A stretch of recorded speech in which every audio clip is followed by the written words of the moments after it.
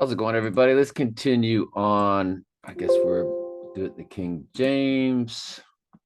And he answered and told them, this is Mark 12, Mark 9, 12 through 21. And he answered and told them, Elias verily cometh first and restoreth all things, and how it is written of the Son of Man that he must suffer many things and be set at naught. But I say unto you that Elias is indeed come, and they have done unto him whatsoever they listened, as it was written of him.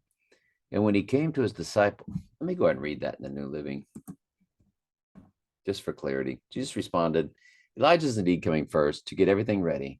Yet why do the scriptures say that the Son of Man must suffer greatly and be treated with utter contempt? But I tell you, Elijah has already come, and they chose to abuse him, just as the scriptures predicted. If you're a sheep, you have to take abuse. Okay.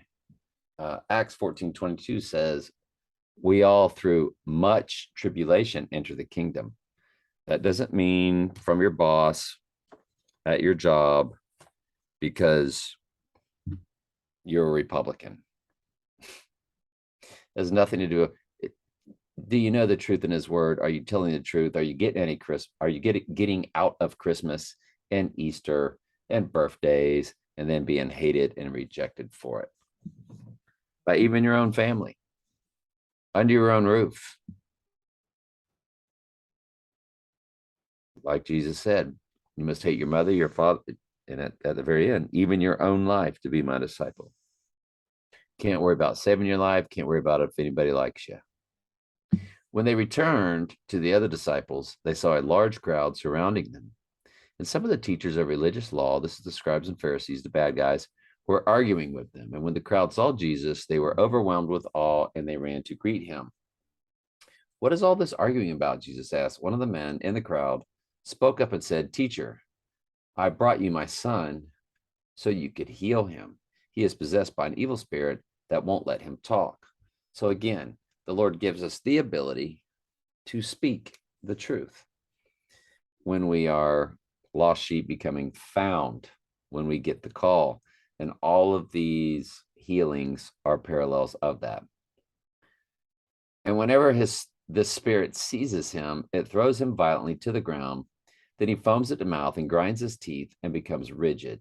So I asked your disciples to cast out the evil spirit, but they couldn't do it.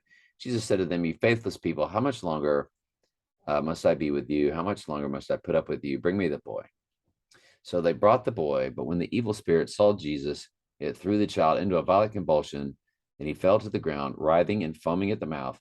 How long has this been happening? Jesus asked the boy's father. He replied, since he was a little boy. Let's move on to Revelation, please. We begin Revelation 14. By the way,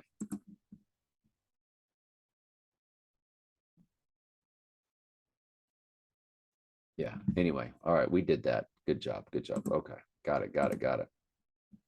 And I looked, and lo,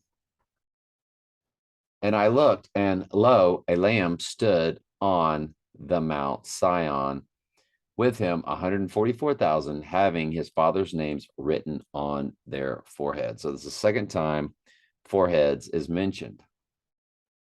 Just like the mark of the beast, foreheads, Jesus marks his on their foreheads. It's a spiritual sealing.